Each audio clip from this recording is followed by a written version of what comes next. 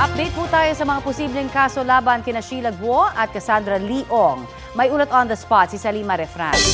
Salima? Kung pinakakasuhan na nga sa Korte ng National Prosecution Service ang kinikilalang kapatid ni dismissed Bambantarlac Mayor Alice Guo na si Sheila Guo at ang kinatawanan ni raid na pogo sa Porac, Pampanga na si Cassandra Leong. Resulta yan ng inquest na ginawa sa dalawa nang maibalik sa bansa noong isang linggo. Sa 12 pahinang desisyon ng National Prosecution Service, nakitaan ng sapat na ebidensya ang mga reklamo para umusad bilang mga kaso sa korte. Sa dokumento, kinilala si Sheila Guo bilang Zhang Mier, ang pangalang nakasulat sa kanyang Chinese passport.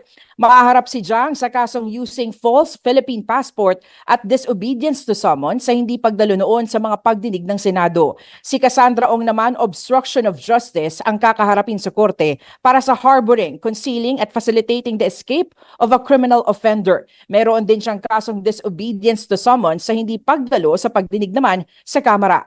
Pinagtibay ng resolusyon ang pagkakaaresto ng National Bureau of Investigation sa dalawa nang magbalik bansa matapos arestuhin ng Indonesian authorities sa Batam, Indonesia. Inirekomenda rin ng National Prosecution Service ang karagdagang pang case build-up sa NBI para sa reklamong falsification laban kina Ong at Zhang. Matatandaang sa pagdinig sa Senado kahapon, inamin ni Sheila Guo na hindi siya pinanganak sa Pilipinas, Chinese sa kanyang mga magulang at binigyan lamang ng Philippine birth certificate at Philippine passport. Nauna rito, may kinakaharap na ring deportation case si Zhang o Guo para sa undesirability at misrepresentation. Madedeport lamang si Zhang o Sheila Guo pagkatapos sa mga kasong kriminal na kinakaharap sa bansa. Samantala, nandito sa Senado ang Department of Justice para sa kanilang budget hearing. Yan muna ang latest mula nga dito sa Senado. Connie. Maraming salamat, Salima Refran.